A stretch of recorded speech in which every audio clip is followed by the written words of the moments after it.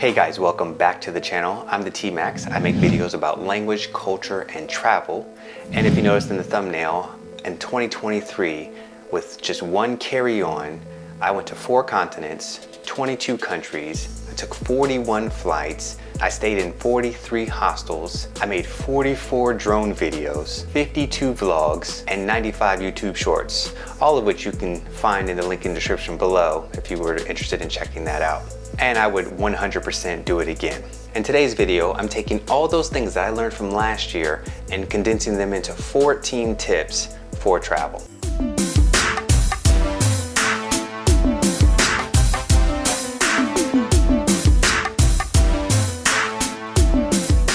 First thing is to pack light. I mentioned I travel with one carry-on. It made traveling so much easier. If you're carting a big suitcase around, some places it's just not going to work. If you're thinking in your mind, just in case, you're already going to overpack. If you think about it, it costs about $70 to check in a suitcase. So instead of packing a suitcase with all those things, take that $70 and use that as your travel budget. So when you come to wherever you're going, you spend $70 on all those items that you need. And then when you leave, you either sell them, donate them, or just leave them behind knowing that you had that $70 set aside for those items. Next, see the place and the people. So some places that you'll go, the people will have more interesting stories than the sights you'll see. And some other places, their stories will enhance the things that you'll see. So make sure you spend some time talking to the locals as well, which leads to the next tip: learn your story in the local language. First, this will help you improve in that language if that was your goal, like it was for me. 2, you'll be able to connect with them on a deeper level. They're going to be more excited to share things with you, and you'll be able to learn things that you wouldn't have learned from them if you didn't speak the language. 3, this helps you define who you are. When you have to be able to explain something in a simple way to another person in a foreign language, you better understand what's most important about you to share. Instead of you blabbing for hours about your story, that's not helping you connect to the person you're talking to. Yeah, you might have just made a fact just now. That's some real Share your travel plans with other travelers as you're traveling, because sometimes they've done research that you didn't do and they know things that you might want to see that you didn't know was there. And also they can tell you things to avoid that you were planning to see and they're like, no, it's not worth it. Do the free walking tours when you get into any major city that has them. First, I find the guides are more thorough and more energetic than the paid tour guides. And next, those people are generally locals. So you might get lucky and have someone to hang out with, or at least someone who really is genuinely interested in sharing their city with you. Eat and drink something local. Every place has their food, their dish, or their drink that they think is special, and sometimes it's the same as another place, but make sure you try it there as well, because sometimes it's different. It might surprise you and be better. Get up high.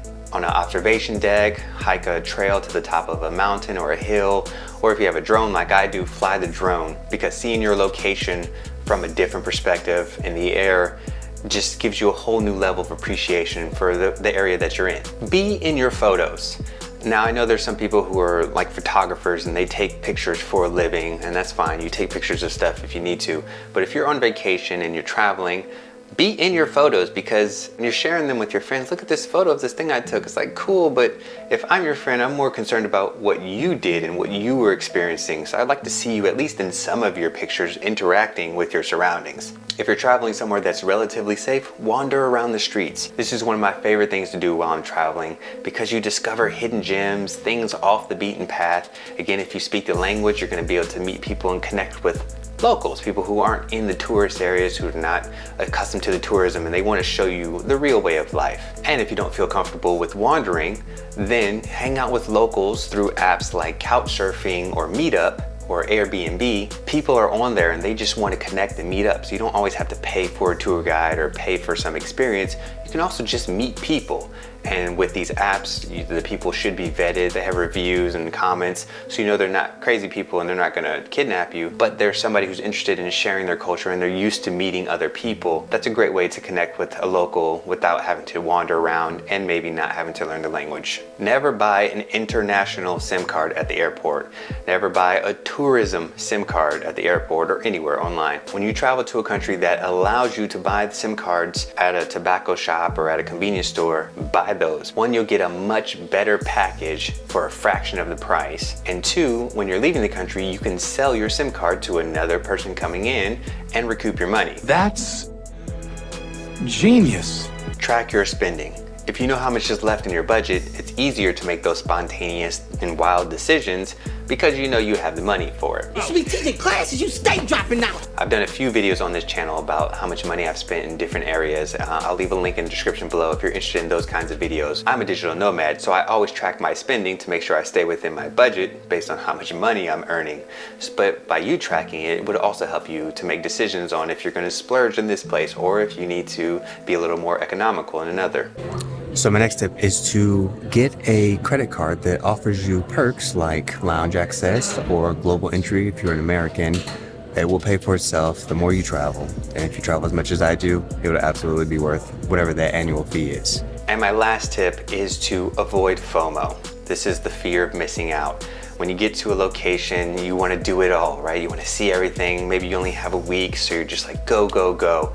And that's fine, you can do that. But if you don't have to do that, the stress that comes along with just trying to do everything can be greater than the appreciation you get from the things you're doing. That was deep. So when you go to a location, pick like the top 5 things that you absolutely want to do, and then make sure you do those things, and then give yourself time to relax and breathe and enjoy the vacation you're on.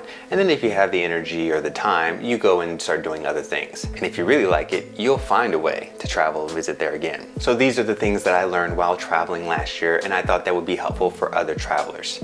I hope you enjoyed this video. If you did, make sure you leave a like, make sure you leave me a comment, let me know what you thought, or if there's some other videos that you'd like to see me do. Remember to share this with your friends, and if you have not already, make sure you hit that subscribe button.